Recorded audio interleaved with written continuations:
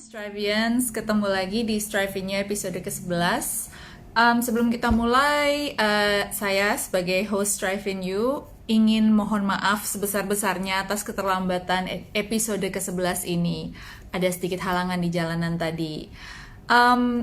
Semoga semua teman-teman dalam keadaan sehat walafiat dan masih keeping fit ya. Kita di November ini Strive di Strive New kita mengusung tema taking it to the next level. Jadi seperti yang kita tahu, kita semua, terutama kalian yang sudah follow IG ini, pasti adalah orang yang udah punya hobi di bidang olahraga, di cabang olahraga tertentu, whether it is endurance sports, swim, bike atau ride gitu ya. Swim, bike atau run maksudnya, atau misalnya di cabang olahraga lain ya seperti tenis gitu, yang competitive sports dan sebagainya. Kita mau bahas di November ini adalah how do we take our sports, our love for the sport to the next level. Nah, untuk membuka seri di bulan November ini, kita mengundang seseorang yang sungguh spesial, seperti nasi goreng spesial dengan telur nih. Orangnya ini dikenal sebagai Bapak Triathlon Indonesia. Dan pokoknya setiap komunitas itu pasti ada kehadirannya deh gitu, whether it is sebagai founder, co-founder, inisiator, apalah gitu. Pokoknya orang ini terkenal menggagas segala macam hal di bidang endurance sports di Indonesia, pokoknya di cabang olahraga swim, bike sama run, dan gabungan ketiga-tiganya itu pasti ada nama ini. Siapa orang ini? Orang ini adalah Haidir Akbar, atau seringkali dipanggil sebagai Idir atau Coach Idir. Saya akan ajak dia bergabung dulu ya. Ini tampilan IG Live agak sedikit berubah deh. Gimana caranya menghilangkan komen? Oke, turn off commenting. Seperti biasa teman-teman, Strivians, kalau ada pertanyaan langsung taruh aja di Q&A box yang ada di bawah ini. Hai Idir, Idir sudah bergabung dengan kita. Edit. Hey Idir, maaf ya atas keterlambatannya. Tadi sedikit terlambat di jalan. Siap. Ini di mana, Dir? Di rumah nih. Di rumah? Ya. Wih, tempat working space-nya belakangnya ada sepedanya gitu ya? Oh iya, di Atau sengaja di setting? di belakang. Gila. Tempat naruh sepeda emang. Yes. Dir, gimana kabarnya malam ini? Sehat? Sehat, baru pulang kantor juga lah, mirip-mirip kayak Ditri tadi jam 7 kurang baru sampai rumah. Buru-buru mandi. Iya nih dilema. Makan bentar. Oh, paling nggak udah mandi ya, Dir ya? Iya. Nih masih dalam outfit Ini yang nggak sempat pakai baju Strive nih. Berantakan makanya jadi pakai topi. Udahlah cuek deh. Jadi gue nggak sempat pakai jersey Strive-nya nih. Jadi kalau teman-teman mau lihat jersey Strive Inju itu seperti apa, bisa dilihat yang dipakai Idir saat ini. Coba Dir dipamerin dikit. Iya, kece. Ini baru banget. Anyway, Idir ini dipakai. Baru dipakai ya. Anyway, bagi Strivians yang baru bergabung, malam ini sebenarnya temanya as simple as ngobrol dengan Idir. Idir ini salah satu teman lama gue, orang pertama yang gue kenal di dunia triathlon, kira-kira maybe 5 or 6 years ago ya, Dir ya. Kita pertama kali bertemu ya. Dan gak salah sih Idir disebut Bapak Triathlon Indonesia karena Idir adalah co-foundernya Triathlon Buddies, komunitas triathlon terbesar di Nusantara dan paling terkenal, dan juga inisiator berbagai ajang dan event triathlon di Indonesia maupun komunitas-komunitas lainnya yang ikut dibidani oleh Idir. Nah, saking lamanya bergelut di dunia ini, Idir tuh sebenarnya pengetahuannya banyak banget. Jadi kita bingung nih pas mau bikin topik ini. Kita ngobrol apa ya sama Idir ya? Saking dia pengetahuannya banyak banget. But we decided that let's focus on cycling mungkin ya. Karena sekarang cycling lagi booming banget ya, Dir ya. Di masa pandemi ini, surprisingly, orang hobinya beralih ke dua hal. Either gardening atau cycling ya. Dan cycling jadi booming banget. Sama cupang. Oh yang itu gue belum tahu tuh yang itu. Jadi kita mau coba ngobrol soal cycling dan kemarin kita sempat bikin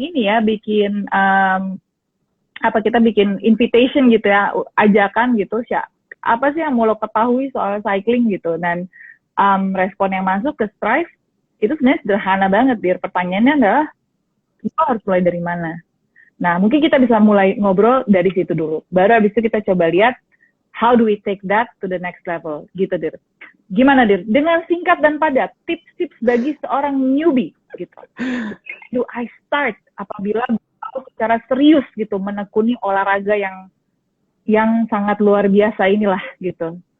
Iya, selamat malam semuanya, Ditri dan Aileen yang udah ngundang gue ke live IG-nya Strive Indonesia. Pertama gue mau appreciate dulu sama Strive Indonesia yang sering support komunitas-komunitas dalam memberikan fueling ya buat kita konsumsi selama goes gitu.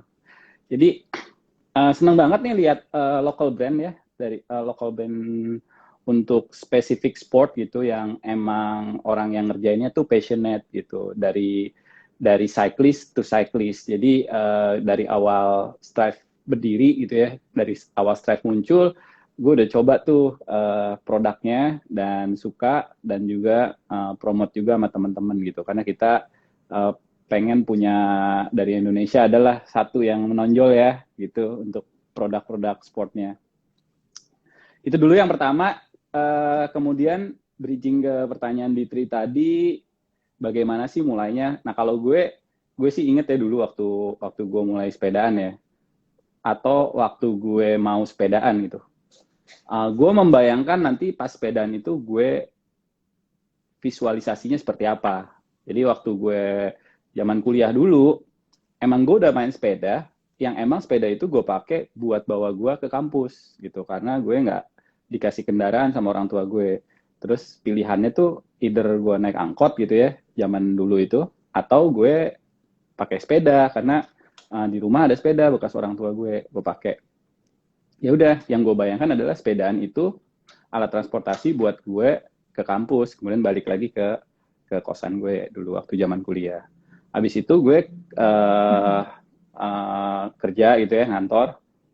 Terus tinggalnya di luar pulau, sempat tinggal di luar pulau. Nah, di luar pulau itu enak gitu, karena infrastrukturnya masih jelek, jadi banyak banget rute-rute yang masih pristine. Dalam artian gini, gue bisa masuk ke ladang, ke jalan kampung, jadi yang gue bayangkan adalah gue sepedaan itu off-road gitu, makanya gue beli MTB di sana gitu, untuk gue pakai di jalan-jalan yang off-road itu. Terus gue balik Jakarta, gue bayanginnya tuh waktu itu teman-teman gue kebetulan pada bike to work, anak-anak Rocketers, mereka pada pakai sepeda lipat. Oh, asik juga pakai sepeda lipat. Akhirnya gue beli sepeda lipat karena gue membayangkan bersepeda sama mereka gitu, main sepeda lipat. Jadi gue main sepeda lipat, MTB-nya nggak gue tinggalin, jadi gue tambah aja nih, main MTB tambah, main folding bike tambah. Sampai akhirnya gue ketemu sama yang namanya triathlon, diintroduce sama temen gue, dan dia bilang kalau triathlon itu, lu bayangkan lu harus memacu sepeda lu dalam sebuah perlombaan dengan efisien dan dengan optimal gitu. Jadi lu harus pakai sepeda yang emang bisa membawa lu lebih cepat. Ya udah, yang paling cepat dan lombanya memang di jalan raya, gue harus punya road bike gitu. Akhirnya gue beli road bike karena gue membayangkan gue bakal bersepeda di jalan raya gitu. Setelah itu mengenal lah yang namanya long distance triathlon. Oh ternyata di long distance triathlon orang-orang pakai sepeda yang membuat dirinya itu lebih aero. Kalau road bike masih nggak ngejar tuh, apalagi kalau misalnya 90 kilo sampai 180 kilo sepedaannya dan sendiri, bukan peletonan. Mereka pada pakai yang namanya triathlon bike atau TT bike. Kalau di road bike biasanya time trial bike istilahnya. Oh ya udah, gue coba aja beli atau membuat atau men-set up sepeda gue menjadi triathlon bike, karena gue udah membayangkan bahwa gue akan sepedaannya seperti itu gitu. Nah, gue rasa itu ada journey-nya untuk setiap fase-fase itu, dan setiap orang pun pasti ketika dia newbie, dia akan punya gambaran waktu dia nanti setelah punya sepeda itu, dia mau sepedanya seperti apa. Nah, dari situlah dia akan mulai memilih tipe sepeda yang cocok buat dia gitu. Karena mungkin kalau kita spesifik, kita suka road bike ya, Ditri suka road bike, gue suka road bike gitu, sekarang lebih sering di road bike. Tapi nggak masalah juga kalau orang suka mountain bike, atau sukanya folding bike, atau sukanya cruiser, atau jenis sepeda yang lain, sama-sama main sepeda juga gitu. Yang penting kita bisa selalu membayangkan kita mau ngapain gitu. Sedangkan di road bike pun sekarang banyak percabangannya juga. Kalau emang suka di jalan jelek-jelek, mungkin bisa coba yang namanya gravel atau yang agak cross country, cobanya CX gitu. Jadi ada cabang-cabang di road bike juga yang berbeda-beda gitu. Nah, kalau kamu bisa memvisualisasi pada saat punya sepeda itu kamu mau ngapain, disitulah kamu udah bisa menentukan mau beli sepeda apa untuk investasi kamu pertama gitu. Setelah itu baru ngomongin budget, sepedanya. Itu paling pertama pasti harusnya budget dulu gitu. Jadi kalau ada... Iya. Jadi tujuan lo apa, sepedaan, untuk apa, mau ngapain, bayangannya seperti apa, terus dirunut balik gitu ya. Dan seperti yang Idir tadi bilang, semua pesepeda berevolusi ya, Dir ya. Dari sepeda lipat, ke lainnya, dan sebagainya. Atau dari road bike, kemudian ke gravel bike, kita juga sempat melihat evolusi seperti itu ya, di mana teman-teman kita, atau bahkan dari triathlon, sekarang mainnya sally gitu ya. Iya.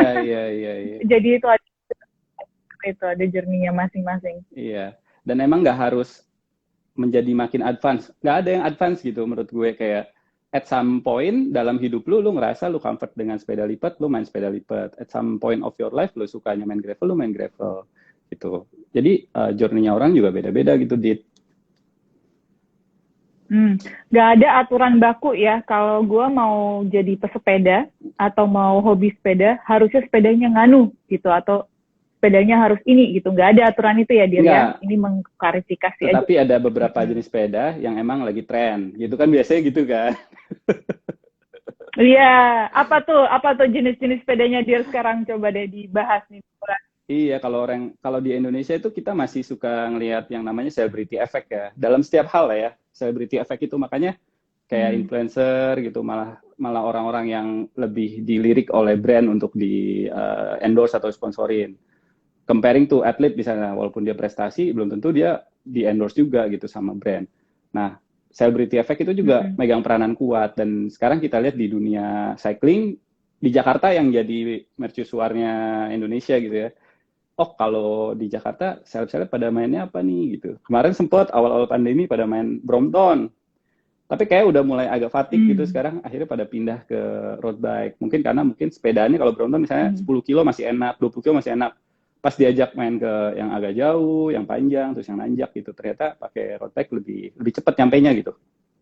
Akhirnya banyak yang pakai road bike gitu.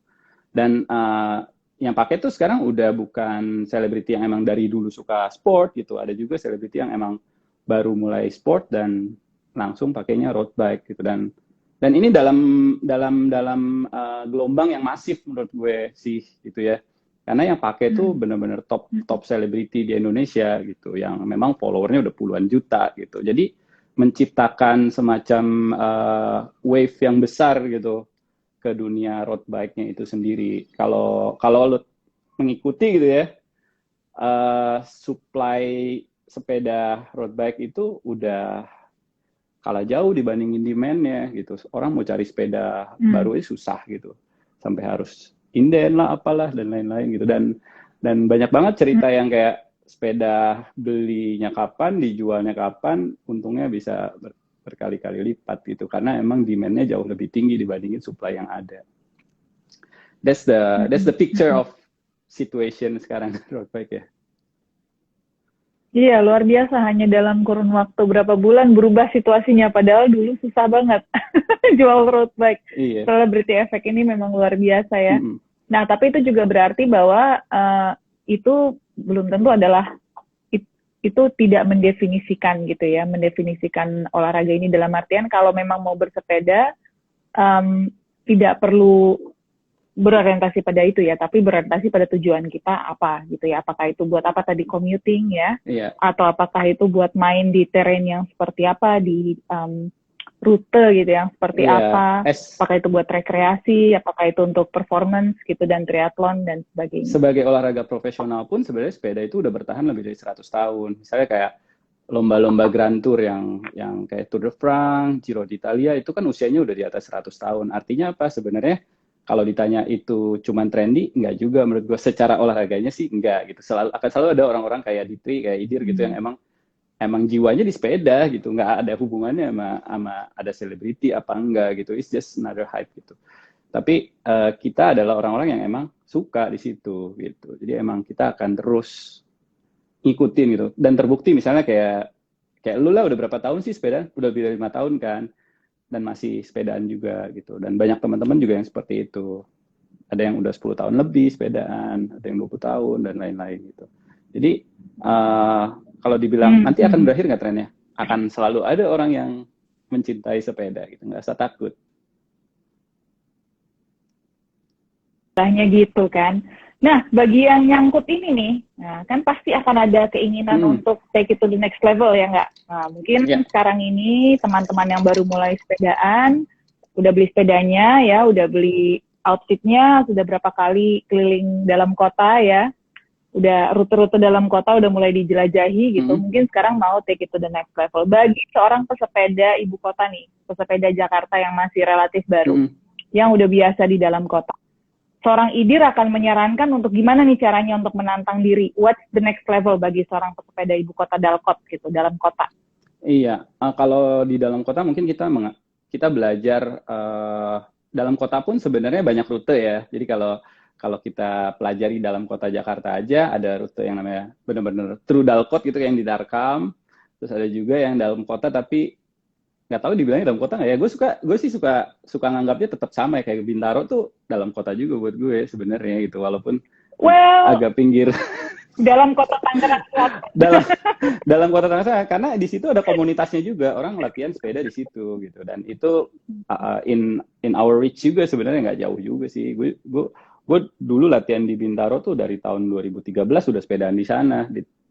Terus di Alam Sutra juga kan orang latihan di sana. Sekarang Mozia Rising di Mozia, ada komunitas baru di Peak gitu. Mereka masih di Jakarta juga gitu. Terus kalau yang di tengah kota memang ya di area Sudirman gitu.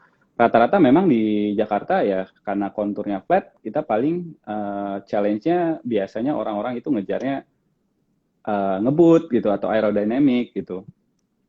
Sedangkan ada jenis sepedaan lain yang misalnya lebih variatif dengan course-nya gitu. Seperti misalnya kita pergi keluar kota, seperti ke Bogor atau ke Bandung atau ke Cianjur, Sukabumi gitu kan, yang kita ketemu jenis-jenis jalanan yang berbeda-beda. Kemudian coba juga untuk ke spot-spot yang memang untuk latihan nanjak gitu, karena nanjak itu merupakan part of cycling yang harus dicoba gitu, karena nanjak itu awalnya pasti berat, tapi waktu kita sampai ke titik finish di atas tuh, biasanya di atas kan finishnya, kepuasannya tuh nggak ada yang ngalahin gitu dengan cuman Dalkotan doang gitu.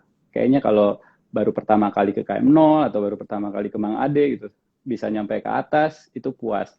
Baru pertama kali misalnya masih harus nuntun, masih harus berhenti, nanti next time coba lagi, udah bisa nggak berhenti aja, udah bisa nggak nuntun, itu jadi another achievement lagi. Jadi dengan nanjak itu jadi kayak new achievement, unlock. Pertama kali kan gitu kan, finish dulu.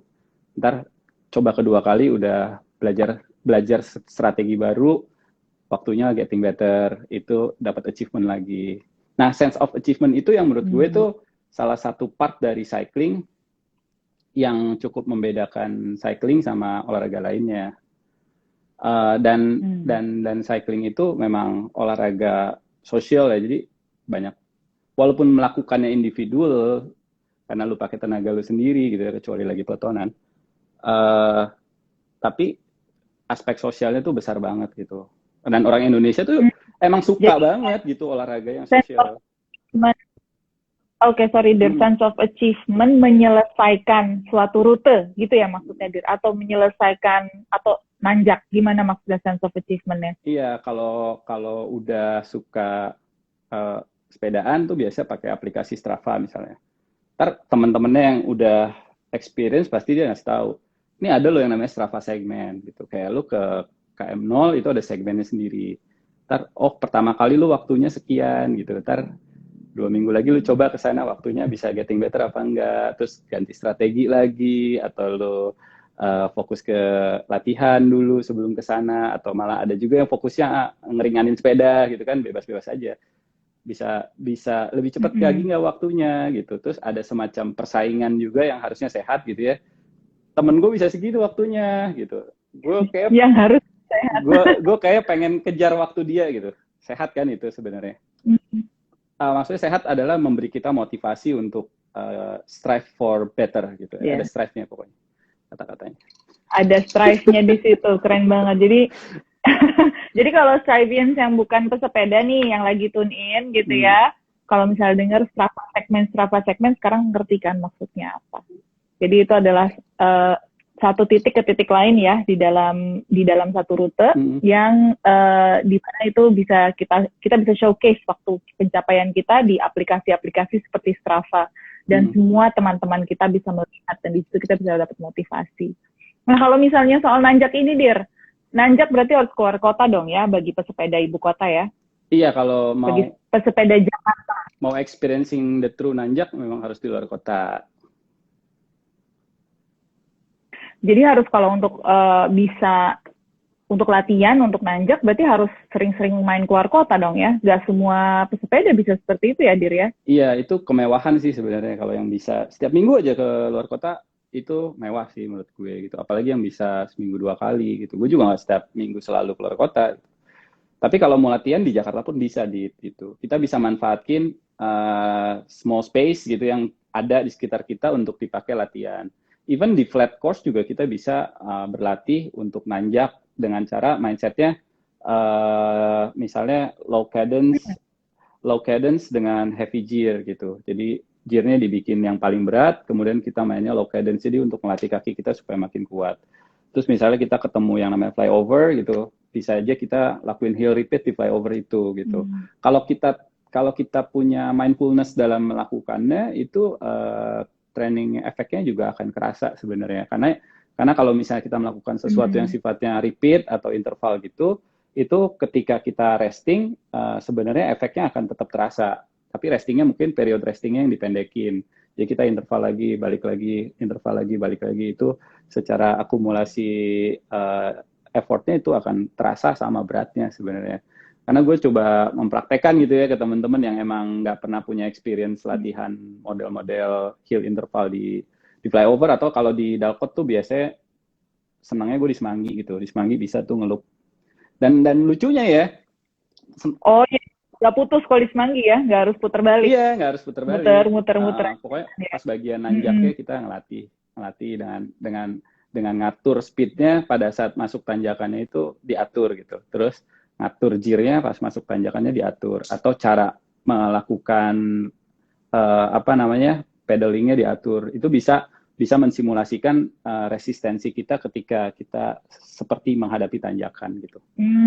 Terus jadi bisa jadi nanti pas hill itu, pas ketemu tanjakan, Idir melakukan berbagai modifikasi, misalnya malah diberatin gitu, supaya melatih. Betul. Malah diberatin gearnya, supaya ketika melalui tanjakan yang walaupun kecil itu, tapi bisa mensimulasi mungkin tanjakan yang grade-nya lebih tajam daripada yang ada di Semanggi itu gitu ya, untuk melatih kaki gitu ya ceritanya ya. Iya, bisa seperti itu.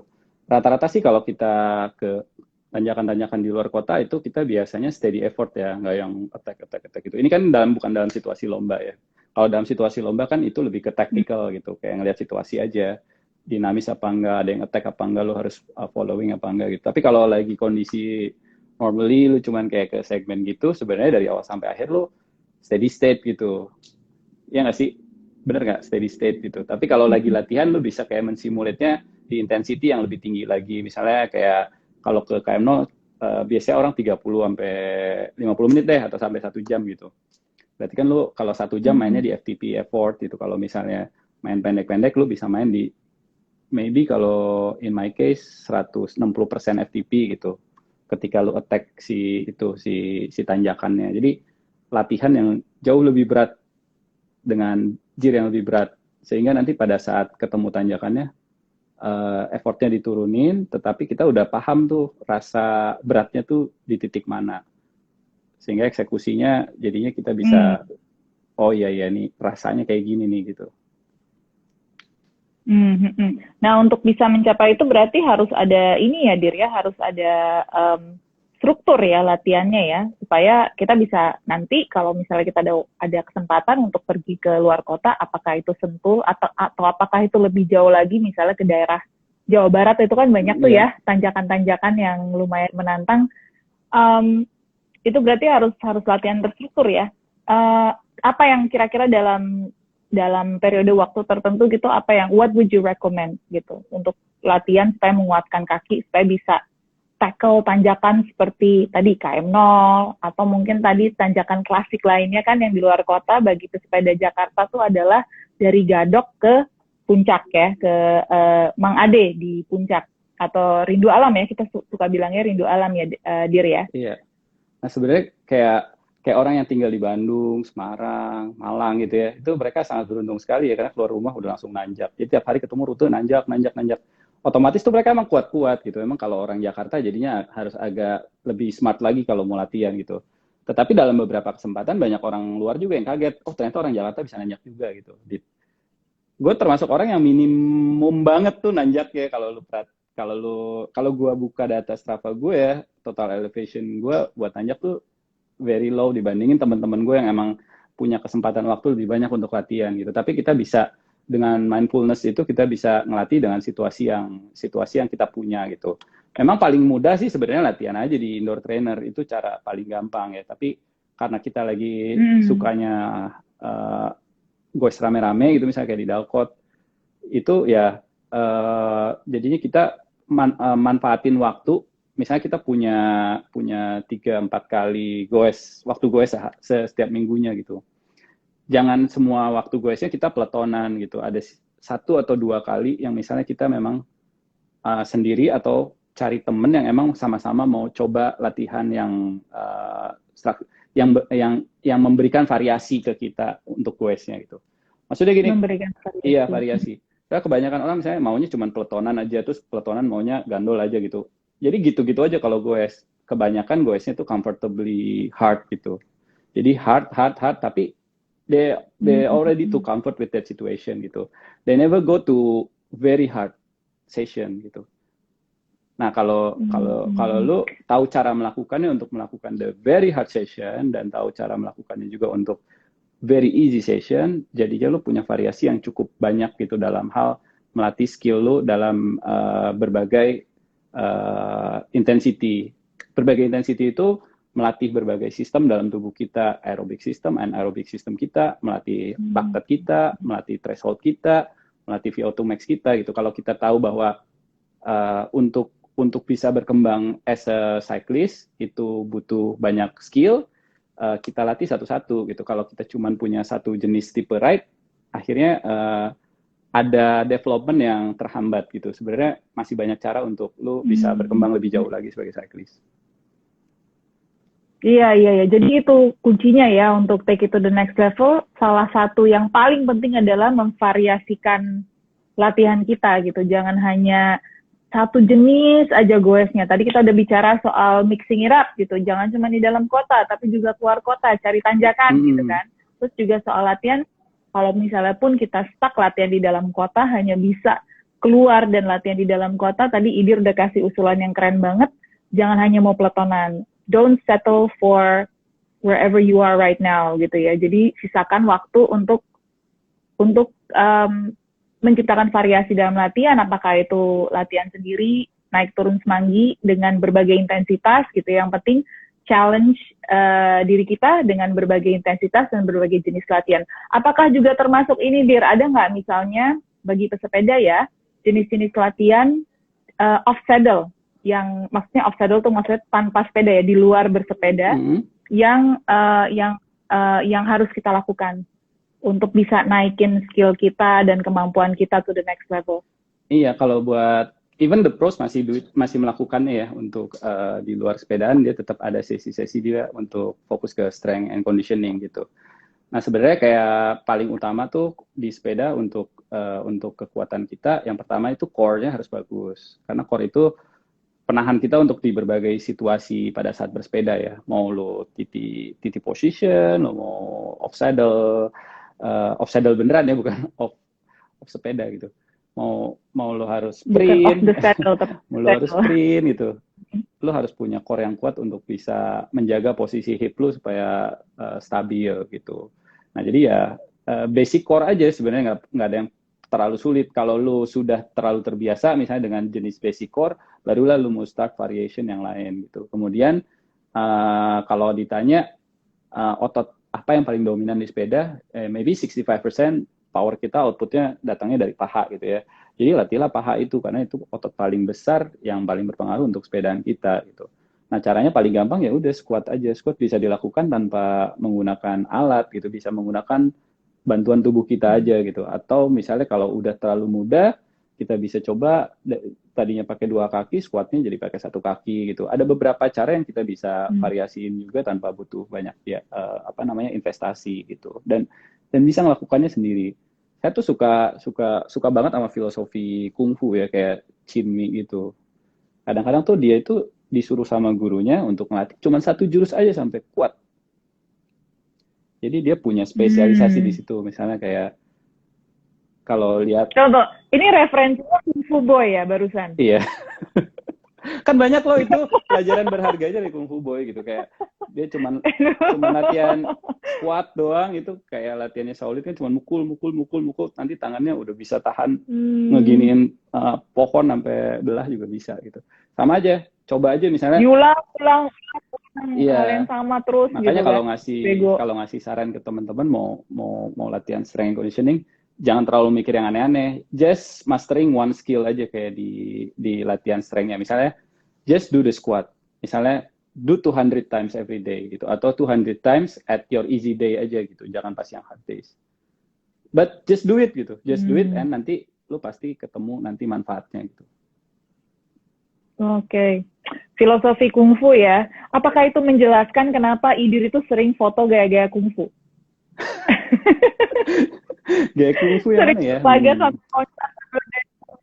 Oh itu gini, Dit. Gue tuh suka. Fotonya akrobatik. Bukan sih sebenarnya, kayak gue nggak tahu ya. Awalnya kan nggak kayak gitu juga. Cuman lama-lama lu mau nggak mau harus ngelatih balance di sepeda gitu. Nah ketika balance lu makin develop, akhirnya lu jadi bisa melakukan hal-hal yang sebelumnya nggak yakin lu bisa lakukan gitu. Karena lu punya confidence ketika berada di sepeda. Ketika sepedanya udah menyatu dengan tubuh lu jadinya lebih tahu titik-titik balance-nya di mana. Nah, seperti ini, lu pengen nanjak kan tadi gitu ya. Sebenarnya nanjak itu skill-nya banyak, nggak cuma power doang gitu. Makanya ada satu titik misalnya ketika lu ketemu tanjakan yang gradiennya di atas 20%. Terus power lu Waduh, itu begini ya? Iya. Bentar. Itu ada buat ini ilustrasi bagi audiens yang nonton. Yes. Nah, biasanya tuh kecepatan sepeda lu itu sudah di bawah 5 km per jam. Oh iya. Iya kan? Kalau gradiennya udah 20%, kecepatan sepeda lu sudah di bawah 5 km per jam misalnya ya. Ini gue ambil yang umum aja. Nah, sekarang lu bisa nggak bersepeda di kecepatan di bawah 5 km per jam di flat? Itu oleng gue. Iya. Nah, itu juga menurut gue skill yang perlu lu pelajari. Jadi gue cara ngelatihnya adalah gue dengan gue setiap hari sepedaan ya, gue hampir tiap hari sepedaan karena gue bike to work juga kan. Kalau gue ketemu lampu merah, gue itu nggak turunin kaki dari pedal. Sengaja dipelanin gitu, pelan aja. Dan I do it all the time. All the time. Jadi waktu ketemu tanjakan, gue nggak sampai 30% atau 35% gitu. It's very, very kayak pelan banget ya, kayak mungkin 3 km per jam atau 2 km per jam gitu. Tapi gue masih bisa balance, yang penting kaki gue muter walaupun very, very slow gitu, tapi gue masih bisa balance, makanya gue bisa go through gitu, walaupun power gue nggak gede sebenarnya gitu. That's something yang membantu lo dengan punya skill gitu ya, di situasi-situasi tertentu di sepedaan gitu. Ya, dan memang untuk nambahin aja, memang katanya kan balance itu bukan melibatkan otot-otot besar, tapi justru otot-otot periferi yang hanya bisa dilatih dengan repetisi, gitu. Repetisi dan kebiasaan gitu ya. Tentunya balance utamanya ada di sini sih. Cuman ya itu kalau misalnya kita nggak pakai filosofi kungfu itu ya mungkin akan lebih susah gitu untuk mendapatkan apa yang lo sudah dapatkan dari berulang kali melakukannya hampir setiap hari, udah natural banget, udah muscle memory ya bagi lo ya. Iya, dan ketika lu, karena gue sering banget lomba triathlon ya, dan pakai TT bike tuh biasanya taruh minumnya tuh di belakang nih, kelihatan nggak nih? Ini ada tempat minum di belakang. Iya, lihat. Ini agak susah lo ngambilnya kalau gue taruh 2 sini. Terus lo sambil sepedaan di speed 30 misalnya lo ambil gitu. Ambilnya kan dari belakang ya, tangan ke belakang gitu. Terus ke bawah minum, terus taruh lagi, terus nuker ke depan, terus naruh. Terus sambil melakukan hal yang lain. Lo cuma bisa confidence dan ngerasa aman ngelakuin itu tuh karena lo melatihnya gitu. Dengan cara melatih balance lo di sepeda itu sendiri. Iya. Nah, ini nyambung dengan pertanyaan ini, udah ada 3 pertanyaan yang maksud Dir. Jadi dari nyambung soal ini, pertanyaan dari Afifuddin Sonif, tipsnya coach supaya kuat goes jarak jauh. Ini kalau begini nih kita bisa pakai filosofi kungfu lo nggak nih Dir? Nah, jadi ada meme yang gue pernah repost ya di story gue. Jadi dia ada orang nih dia baca buku about cycling yang tebalnya segini gitu ya. Tapi ujung-ujungnya apa sebenarnya? Just ride more. Kalau lo mau, as simple as that. Yeah, just ride more. Yeah, mau nggak mau kayak prinsip dasarnya itu base-nya adalah you log the miles gitu. In every endurance sport. Just log the miles. Don't overthink about the speed gitu. Pertama log miles dulu. Pasti semua base training, base endurance sport, log the miles. Udah. Kalau lu udah log the miles, nanti endurance lu nambah. Pertanyaannya apa tadi? Kuat ya? Kuat goes jarak jauh apa? Supaya kuat goes jarak jauh. Supaya kuat goes jarak jauh. Ada tips ini nggak? Mau nggak? Tips tambahan nggak selain the miles gitu? Ini cara bodoh tapi emang paling gampang kayak gitu kan. Pokoknya just log the miles gitu. Terus variasiin latihan lo, variasiin rute yang lo hadapi gitu. Jadi supaya kalau lo ikut Grand Fondo ataupun tour gitu, yang emang variasi rutenya bermacam-macam, lo udah pernah dan udah punya, oh ini mirip sama yang ini nih gitu, oh ini mirip sama rute gue latihan di sini nih gitu. Jadi kayak you know the feeling, itu paling gampang. Nah, kemudian biasanya gini, lo akan kalah di mana? Kalau misalnya kalau misalnya orang mau endurance dulu dan jarak jauh sepedanya, lo jangan sampai kalah di otot dulu gitu. Kebayang nggak? Artinya apa tuh? Jangan sampai kalah di otot dulu. Pernah nggak lo punya experience long ride, terus lo ototnya itu sampai pegel, sakit, terus kram? Bahkan kram, iya. Pernah kan? Sering. Pernah. Di awal, iya. Iya, penyebabnya bisa macam-macam, tapi as simple as otot lu nggak siap sama beban yang akan lu hadapi saat itu, gitu. Oke. Ya kan? So jadi pada ujungnya harus login the miles. Iya, so you train supaya bisa seperti itu. Kalau latihan lu misalnya cuma terbatas di 1 jam ya, kayak di Dalkot tuh rata-rata orang latihan cuma 1 jam, karena abis itu traffic kan terlalu berat ya. Lo pasti misalnya lu udah bisa peletonan 40 km per jam, atau lu bisa narik sendiri 40 km per jam misalnya ya. When you do the long ride, itu sebenarnya cara lu mengatur intensity. Kalau you do the long ride, misalnya lu biasa 1 jam 40 kilo gitu dalam kota, lu bisa 100 kilo di berapa jam supaya otot lu bisa tahan. Itu harus lu atur juga. Jangan sampai lu kayak overburn di depan karena lu ngerasa lagi powerful baru mulai ride, terus lu langsung main gas-gas dulu di depan. Sedangkan lu nggak tahu caranya untuk ngatur atau belum punya pengalaman untuk mengatur sebagaimana effort yang sustainable buat lu untuk jarak yang akan lu achieve gitu. Belum lagi kalau misalnya itu ibaratnya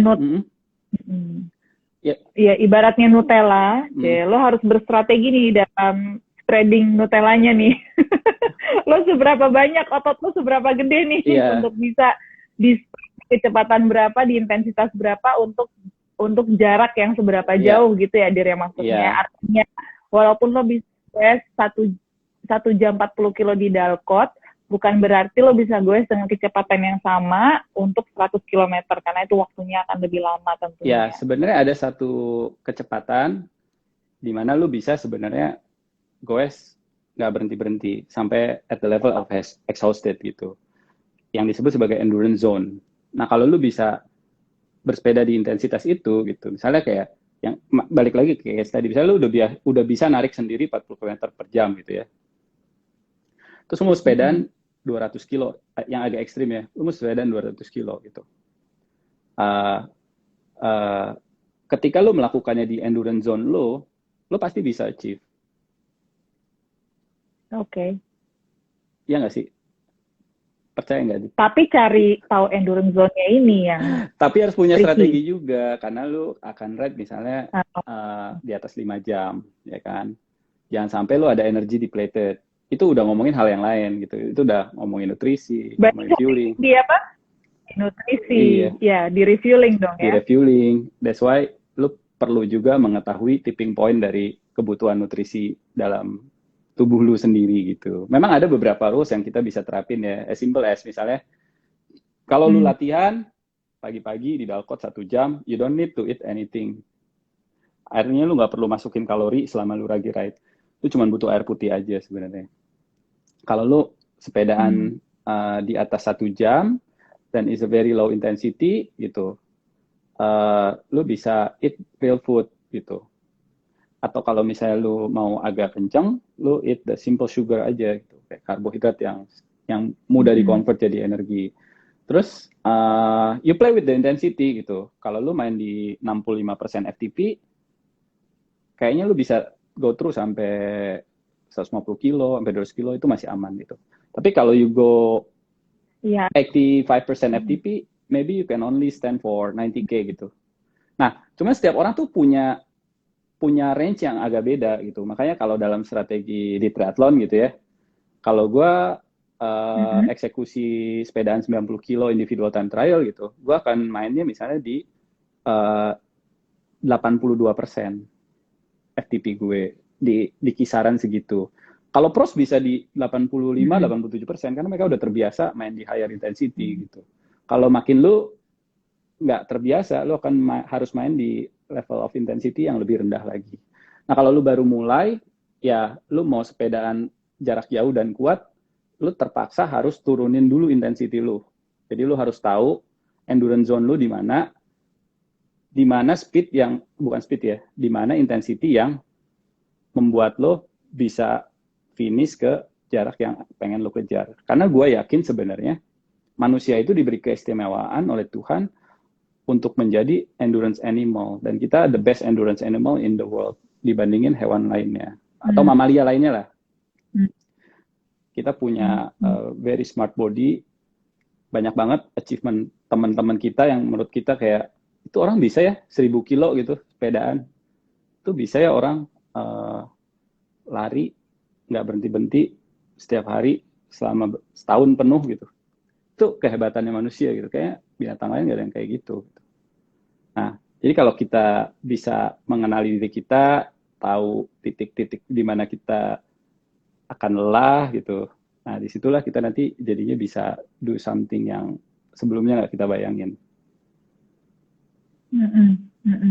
Intinya kita harus mengenal batasan-batasan itu, dan selalu ada strategi untuk mengakali batasan-batasan itu, untuk push batasan itu, dan tentunya caranya adalah dengan lebih sering latihan ya Dir ya, lebih sering explore gitu ya, batasan-batasan kita itu ada di mana. Nah, bedanya kalau structured training, tuh biasanya kalau kita ya dulu zaman sering ikut race gitu ya, setiap weekend itu kita pakai long ride, terus di long ride itu kita coba strategi nutrisi kita gitu, kita makan, kita bonkingnya di mana, titiknya kita tahu, terus kita naikin intensity, turun intensity, titik-titiknya di mana kita tahu gitu. Jadi kalau kita mau menghadapi sesuatu yang besar, akan lebih mudah kalau kita simulate itu terus-terusan, over and over and over and over, jadi sampai kita tahu sendiri, nggak perlu diajarin gitu.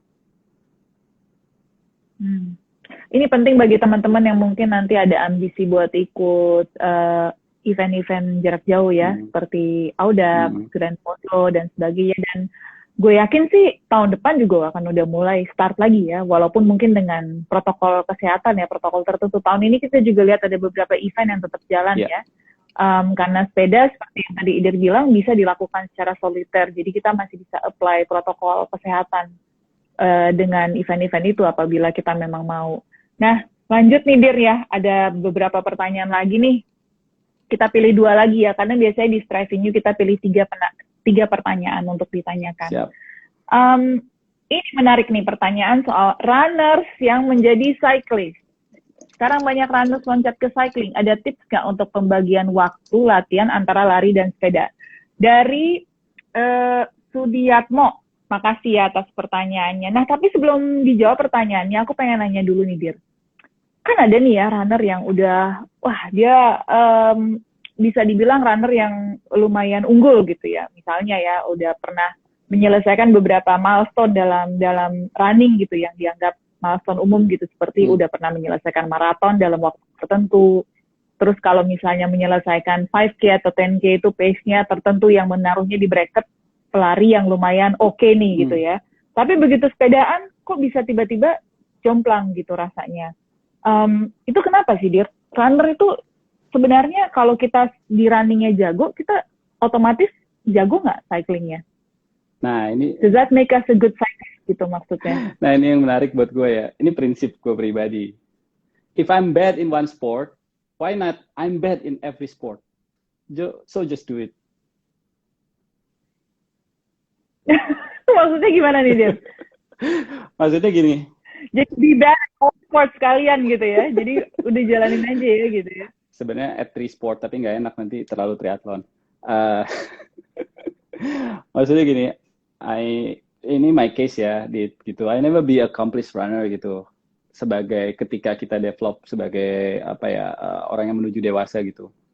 Terus kenal sport juga. Kita ngomongnya sama orang yang kenal sport di umur-umur 30 tahun ke atas gitu ya. Yang baru mulai sepedaan, ada yang umur 30, ada yang umur 40 gitu kan. Mungkin fokusnya orang beda-beda. Kalau gue kebetulan kenalannya langsung sama multisport dan jatuh cinta sama semuanya gitu, karena kita udah tahu manfaatnya cross training tersebut gitu. Jadi kayak kalau lu lihat runners, they have this typical body, this typical fitness level gitu ya, this typical muscle yang dipakai selama lu lari. Ketika lu lihat cyclist, lu akan ngelihat oh karakternya kalau cyclist tuh kayak gini. Walaupun di cyclist ada sprinter, ada juga endurance. Sama juga di lari ada endurance, ada sprinter gitu. Terus lihat berenang, lu punya kelebihannya ini itu gitu ya. When you put all together, yang baik-baiknya gitu ya, you get the triathlete gitu. Nah, kalau lu emang runners dan lu fokusnya sama running, ya you can stay focused on running. That's okay.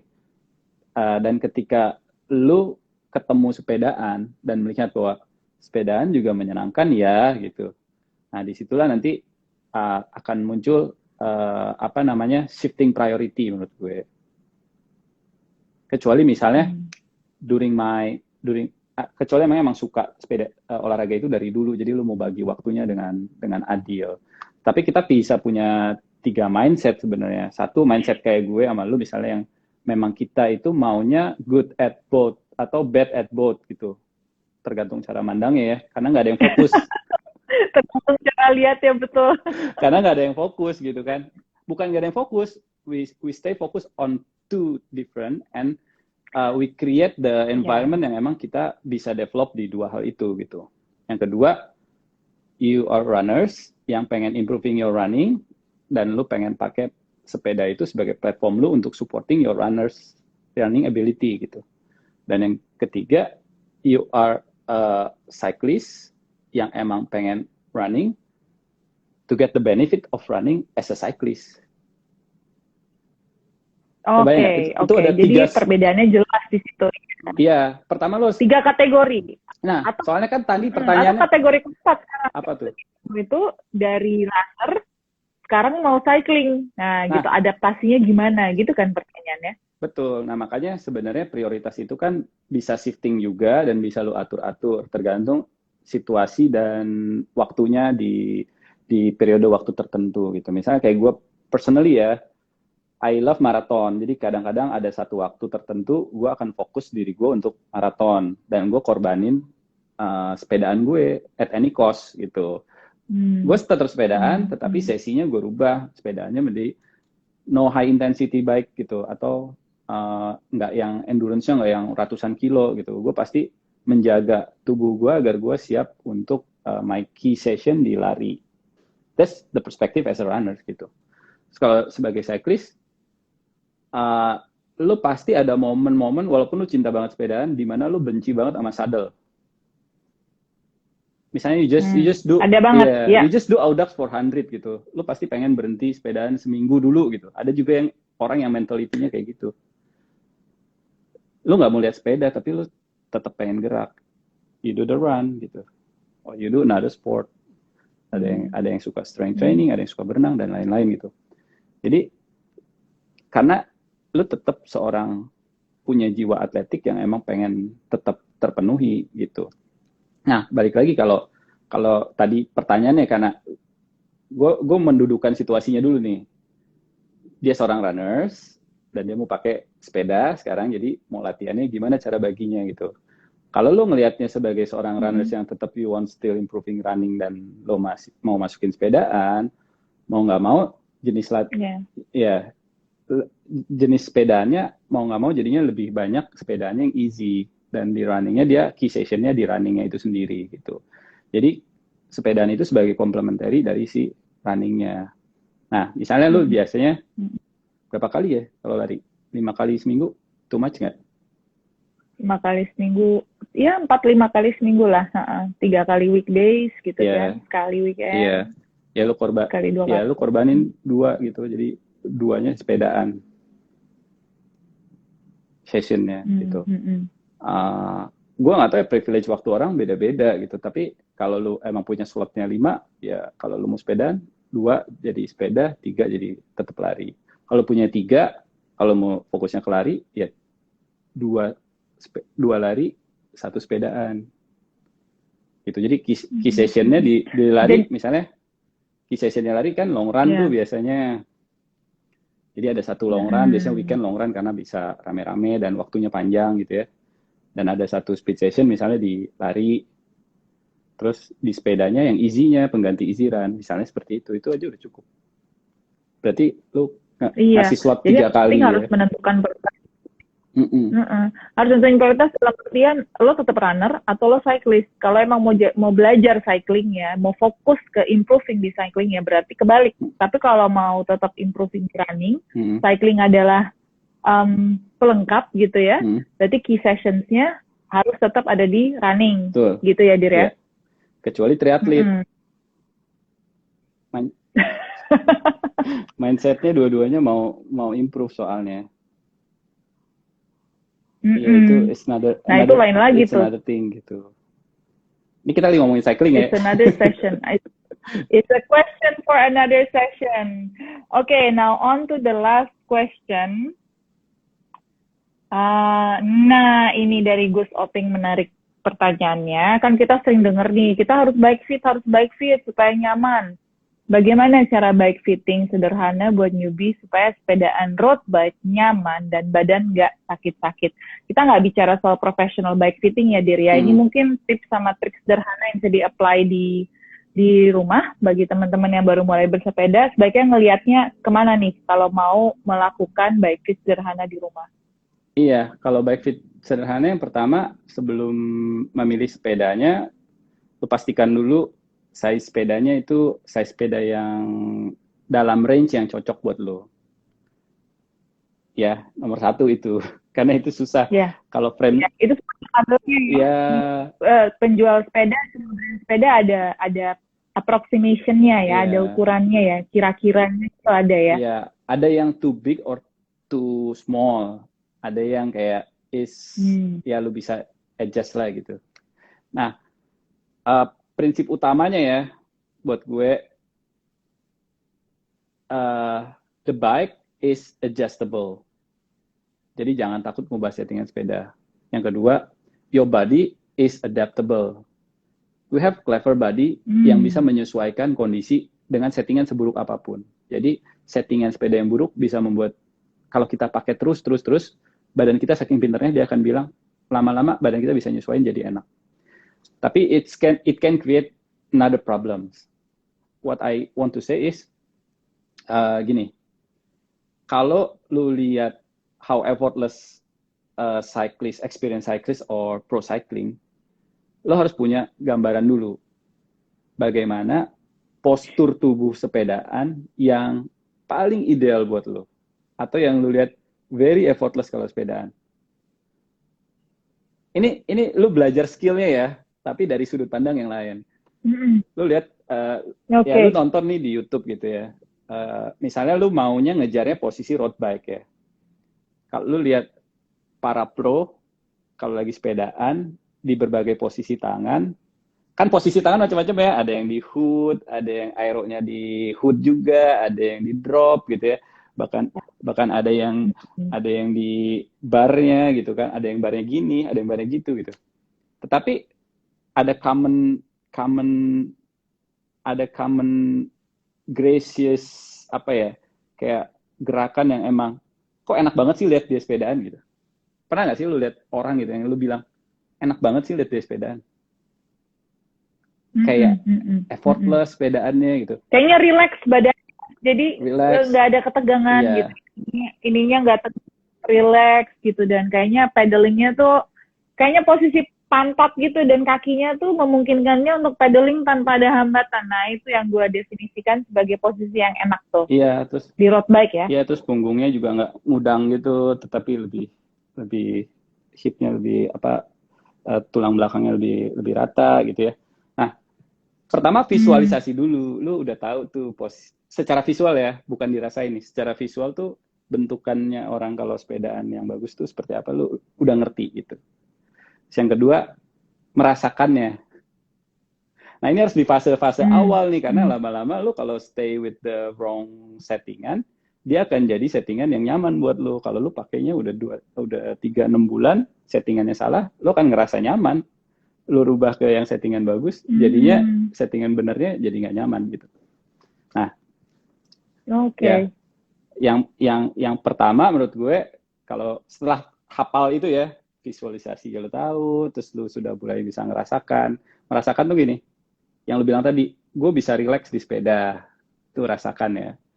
Tidak ada tension yang menyebabkan gue terganggu sepedaannya. Misalnya kayak, kok bahu gue sakit ya sepedaan? Kok tangan gue numb, padahal baru sepedaan 10 menit. Kok kaki gue, nggak bisa ngerasain apa-apa ya, padahal gue sepedaan. Terus lutut gue kok sakit sepedaan. That's a sign of problems. Ya, pokoknya kalau lu kayak gitu, that's a sign of problem, dan harus lu selesain, dan lu cari penyebabnya dengan segera gitu. Nah, kita balik lagi nih, sekarang udah mulai masuk, apa sih yang harus disetting terlebih dahulu. Nah, yang pertama menurut gue itu tinggi saddle dulu. Jadi si pose-nya diatur tingginya. Paling gampang kan taruh heel di pedal, terus lu pas lu duduk di sepeda, copot dari klit, taruh heel lu di pedal. Nah, kalau lu bisa puterin tuh pedal ke belakang dengan heel lu, nah itu udah jadi benchmark yang cukup pas. Jadi starting point-nya di situ. Biasanya sih kalau experience bike fitters, dia akan saranin untuk turunin perlahan-lahan. Jadi kayak 3 mm drop gitu. Dari titik itu. Karena gini loh, kadang-kadang perspektif orang soal nyaman itu juga beda-beda, dan orang tuh juga punya diskrepensi kaki berbeda-beda, bentuk kaki beda-beda, ada yang diskrepensi, ada yang enggak gitu kan, kita nggak pernah tahu. Nah, tetapi biasanya kalau gue tuh tipping point-nya tuh start dari situ, terus turunin dikit-dikit gitu. Dikitnya starting from 3 mm, and then you just ride gitu, kayak seminggu riding, atau lo nanti coba terus evaluasi ya, rasain lo bisa keluarin power yang lebih gede apa enggak dengan settingan yang lo rubah sedikit gitu. Kemudian lo atur si saddle-nya, maju mundurnya, depan paknya maju mundur ya, sama tilt-nya. Jadi posisi dia starting with flat aja dulu pokoknya. Jadi pakai apps aja, di HP kan ada apps namanya Water Pass gitu. Lo taruh tuh di saddle lo, starting flat. Habis itu nanti lo cobain agak turunin dikit. Kalau posisi lo stacknya emang, maksudnya gini, pakai bahasanya terlalu teknis ya. Saddle lo di atas, handlebar lo di bawah. Saddle lo lebih tinggi. Ini sadel nih. Handlebar Ini ya. sadel lu, ini handlebar lu gini kan, di segini levelnya gitu, lebih Iya, tinggi. jogging di mata. Iya, nah mungkin baru lu bisa tilt agak jadi negatif gitu, turunin dikit gitu. Jadi satu ngerilis pressure, yang kedua supaya hip placementnya pas gitu.